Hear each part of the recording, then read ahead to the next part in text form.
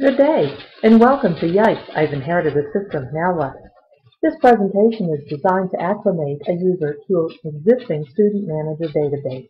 This provides just the basics to help you get started. Here's what we're going to talk about today. System highlights, a little about coding, a very brief introduction to reports and more reports, and how to get help. System highlights. There are three key areas of the Student Manager database. They are names on a blue screen that's accessible from the basic screen with a blue binocular icon, courses that has a yellow binocular icon, and put a blue name into a yellow course and get a green registration. Coding. Codes are around to help you record and track data about a person, a course, or a registration. They also make your input much more accurate, much faster, and give you the opportunity to get very organized, easy retrieval of your data. You can access codes by clicking on Module and Codes. Here's a few coding tips. Many screens have buttons to show you who or what records are associated with that code. For example, on the name's interest code, you can view all names that have that interest code. You can also see all courses that are associated with that interest code. Here's another coding tip. Most codes can be deactivated. Although codes can be deleted, it leaves holes in your database, and it's better just to make them inactive by removing the check mark. That way, there are no holes. Reports. There are two kinds of reports in Student Manager. A quick report, which is available on the names, courses, registrations, and Pocket Ledger screens. These reports are specific to that name, to that course, or to that registration. You can also run reports in the reporting area. These are reports that you run with queries.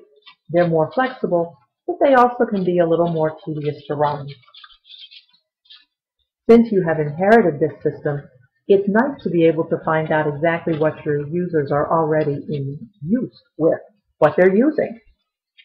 This report, located in the Deadbeats area, is called Reports by Frequency, and will tell you when it was last run, by whom, and how many times it has been printed. There's also a Reports with Memo in the Deadbeat area that will tell you who designed the report, when it was last run, and any notes that designer may have left behind. Finding the right report is easy. You can search for it by a keyword.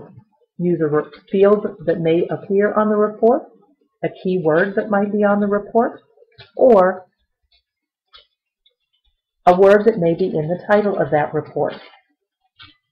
For instance, if you're looking for last name, enter NN name 3 in the keyword area. Help. You have lots of help available to you at the website.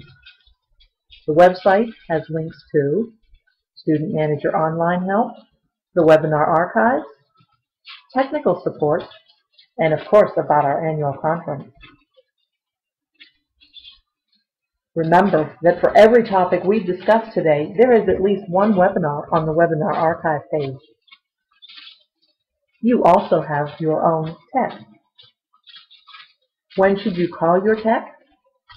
If something is going wrong, if you're getting an error message, or there's just general weirdness, if a task seems to be taking too long, if you want to try something that's going to alter the data, check with your tech first.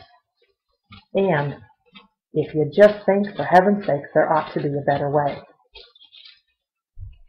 Questions can be addressed to your tech via the ACEware website.